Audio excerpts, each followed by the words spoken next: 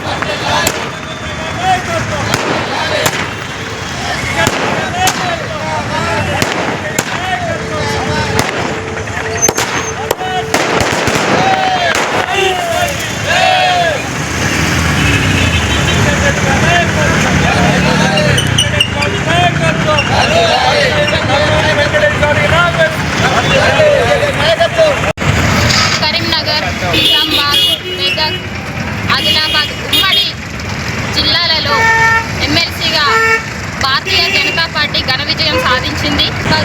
ఉమ్మడి జిల్లాలలో ఎమ్మెల్సీగా గెలుపొందిన మల్కా కుమరయ్య గారికి, అలాగే అంజిరెడ్డి గారికి శుభాకాంక్షలు తెలియజేస్తూ ఈ సందర్భంగా బెల్లంపల్లి పట్టణంలో పటాసులు కాలుస్తూ మిఠాయిలు పంచుతూ సంబరాలు చేసుకోవడం జరిగింది. ఈ సందర్భంగా భారతీయ జనతా పార్టీకి ఓటు వేసి గెలిపించిన పట్టభద్రులందరికీ, అలాగే టీచర్ ఎమ్మెల్సీకి ఓటు వేసి గెలిపించిన టీచర్లందరికీ పేరు పేరున ధన్యవాదాలు తెలియజేస్తున్నాం. అలాగే ఎమ్మెల్సీ ప్రచార సమయంలో కార్యకర్తలందరికీ పేరు పేరున ధన్యవాదాలు.